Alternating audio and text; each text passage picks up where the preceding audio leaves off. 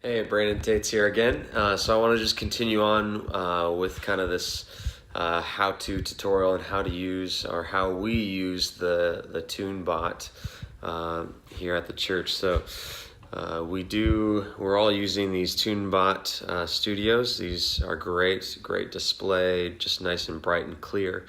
And so if you haven't checked out the video that I did on tuning the snare drum, feel free to go and do that, check that out. But I did want to do kind of a second video on tuning a tom. So here we've got our floor tom. It's this right here. Again, this is the Gretsch Renown series drum kit, the Maple. It's a great sounding kit. I actually own one of these myself at home, and I've just loved it over the years. And yeah, so I mean, also like other kits, the Ludwig Maple Classic, we just bought one of those for our Grand Rapids location. That kit just sounds gorgeous and beautiful, you know. But this is about, I don't know, I think it's like $1,000 less, probably between $700 to $1,000 less, and it's a great sounding kit. So before we get going into tuning this floor tom, it's a 16 by 16 Gretsch Renown Maple again. I did just want to show you this. This is the Tune-Bot tune guide. I got this from my buddy Junior, or Namal Ezagu. He had told me about this shortly after he had bought a Tune-Bot, and so we tried it out on a drum kit that I had recently gotten for Radiant to replace my Renown that we were using for the time being, and he used this thing just to try it out. We were both kind of skeptical about the Tune-Bot, and man, it just superseded our expectations. This tune guide, I believe maybe someone from the Worship Drummer page on Facebook created it. So if I can find that information and who created it, I'll make sure to give them credit in the description. But this is the Tune-Bot tune guide. Yeah, let me focus on that. There we go. I just labeled it Brandon's Gretsch because I originally used this for my Gretsch at home. So here's what you do. You go through, there's instructions. Oh, it's Ethan's. So thanks, Ethan, for this awesome tune guide. This has been great. I've used it. I swear by it now, and I've told so many people about it. We use this at Engedi. We'd use it at Radiant. Man, just had great results. And it's just been awesome for those who don't feel like they're that great at tuning drums, just to make them confident in being able to tune. And man, that's just kind of a foolproof faster way to tune the drums in. So it says, how many toms do you have? We've got 2 on this kit, a 13 and a 16. So I put 2. Oh, this says 16 and 12. That's a lie. That's supposed to be 13. And the reason it just changes it over here on the right side to show you your 2 toms. So then you go down here. What size is your kick? Oh, this must have been for a different drum set, and I just didn't change these. So you got a 14-inch snare. And then here's the size of your kick. This is a 24-inch, same as mine at home. Yeah, so on this, you would put what size, or between the 2 toms. Here's kind of just a little cheat sheet. If you have the 2 toms, it's recommending either to do a perfect 5th or a perfect 4th. So with my experience, I think I tried the 5th the one time, and it just kind of had, if you're playing jazz, I think this would be great, the perfect 5th. I think I did the perfect 4th, and it sounds good. Actually kind of I've gone back and forth. Sometimes a certain drum kit sounded a lot better when it was a perfect 4th, and then there's been other times where I've actually just done the major 3rd. So anyways, right now it's on perfect 4th. I had already used this chart, so I put that I wanted my floor tom to be at 69, which ends up, if we look up here on the top right, 69 is about a D flat or a C sharp. And so let me right align these for the sake of my OCD.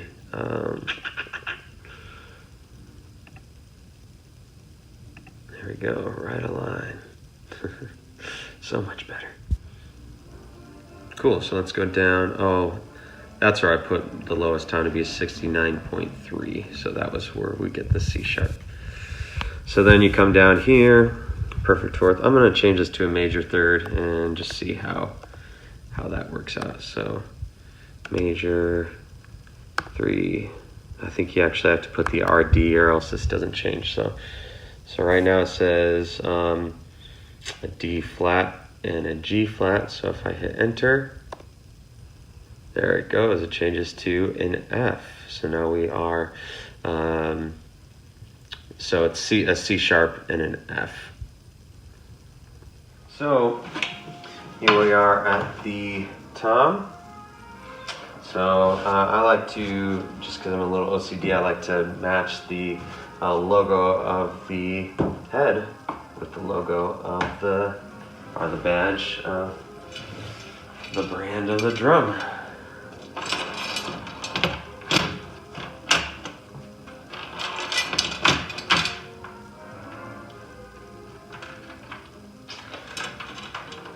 So I don't know if you can hear it, but there's some high school jazz happening over in the auditorium right next to me. So I'm currently in the storage closet that we use to hold all of our equipment for the North Campus at Getty.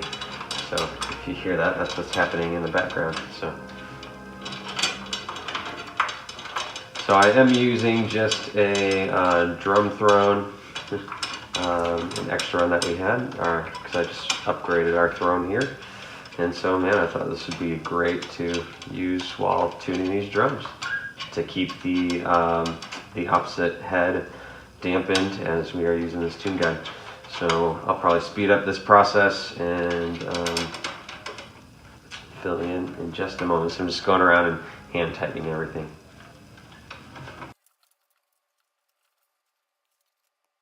All right, sweet. The next thing I'm going to do is just go around and either give every lug a quarter turn or a half turn. So starting here, and then I'll go across like this, like that. All right, quarter turn.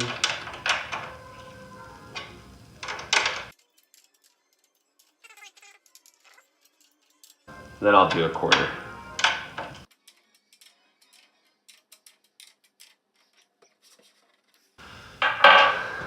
Cool. So next I'll go around and see if there's any kind of bubbles or parts that feel loose. So right here I'm feeling this part's a little loose, so I'm probably going to tighten these three, but I'll start with this middle first. It's probably because that was the first lug that I started with. So.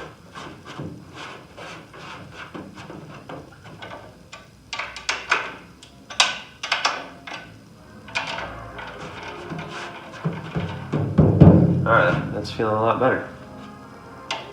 Cool. Next thing I'll probably do is put this on the ground and then just add some pressure to seat it, kind of let any glue that's in it crackle and just kind of loosen up, just like you would a guitar string. So let me see, here we go. Put this down here. Let me check the angle, see if you can see this. Yeah, it looks like you can see it. So I will just go and kind of around and just add some of my body weight to it. So you could be fairly strong with this. So you hear that?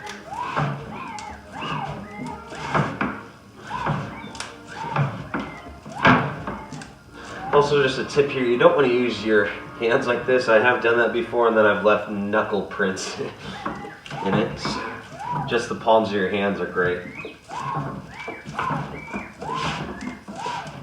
Alright, this should be good. Bring this back over here.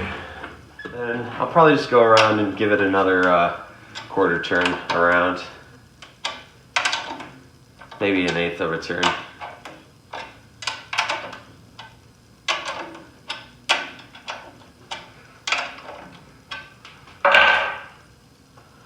So I might have actually made this fairly tight, so let's see. All right, let me check the chart for the right number. So just another really neat thing about this chart, let me move the formatting. So if you see, so I already showed you over here where you could see where it says like D flat or C sharp and then F. We're going for a major third right here. Over here on the right side, this is where it gets really cool. So where it tells you how you should tune with the Tune-Bot, the batter side and the resonant side, to achieve whether you want max resonance, high resonance, medium resonance, or the least amount of resonance. So generally for me, I have enjoyed the least amount of resonance, so I'll end up going after these numbers here. So on my 16-inch tom, I'm going to make the batter side 90 and then 159. And then for our 13-inch, to get that accomplished a major third, we will do 114 on the top and 201 on the bottom.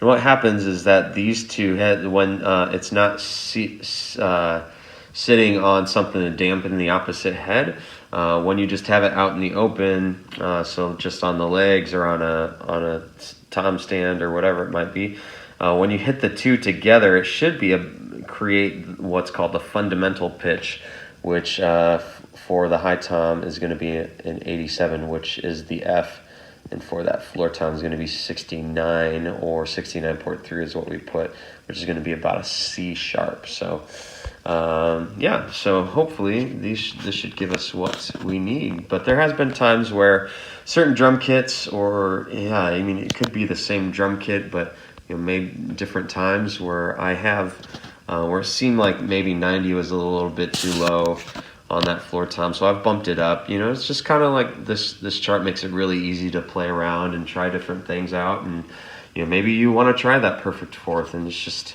then you just tune up the high tom a little bit more, and it just makes it super easy. So I highly recommend using the Tune-Bot, and just if you just had struggled trying to get that right or that perfect drum tone, this definitely does the trick.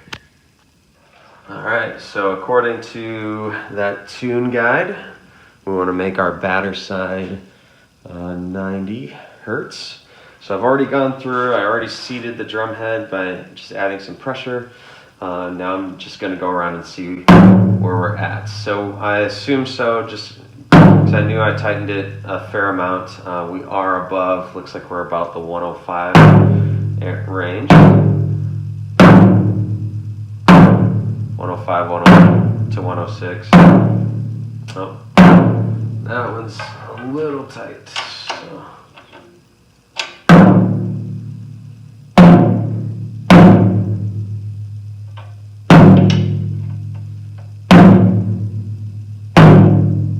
All right, so now I'll just start to kind of bring everything down. So I'll go around and give it like probably like a 1/16 of a turn or so.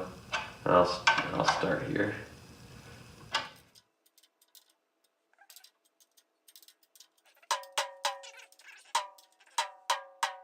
Oh, also, I am trying out these Remo Emperor vintage coated heads. Usually I've been a Evans guy, just generally the G2s, but I am giving these things a shot because I think Bethel, my buddy Junior, who I mentioned, told me about this chart originally. He's using them too, and I think everyone's just swearing by them. So figured I'd give them a try. What's the worst that could happen? I don't like them, and I could just put on what I like. So let me go around and do about maybe a 1/16 to a quarter turn.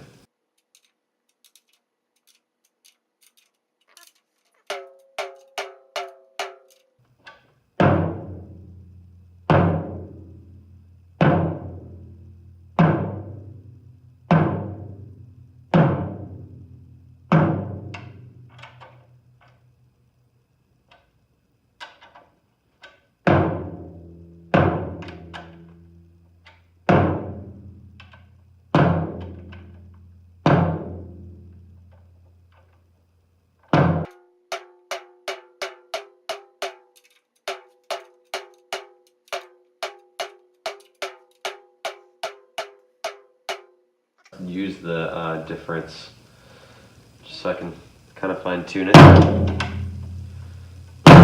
Usually between like 0.5 hertz is fine. I'm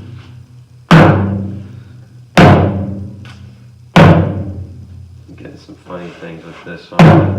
For some reason it's really tight there, but I pretty much have that lug almost loosened all the way.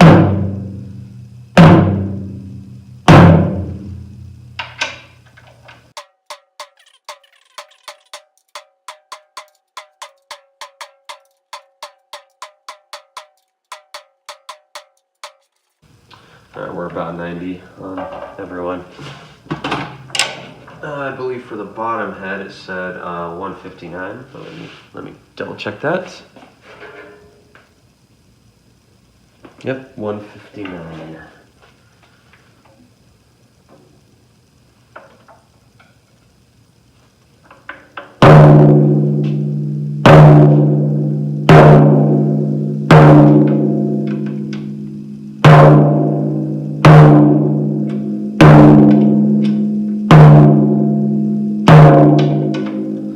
Currently are all about 150, so let's bring it up just to turn these lugs just a little bit.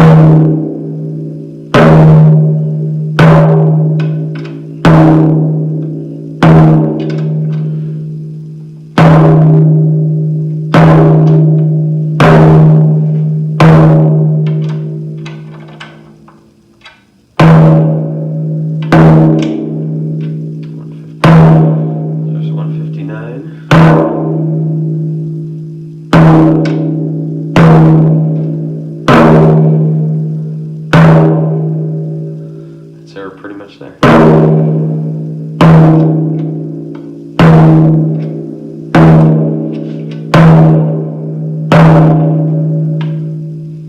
Alright, cool.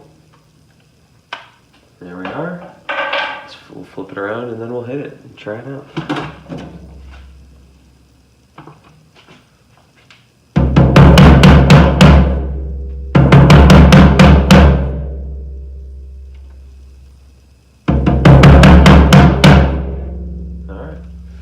There you have that floor tone.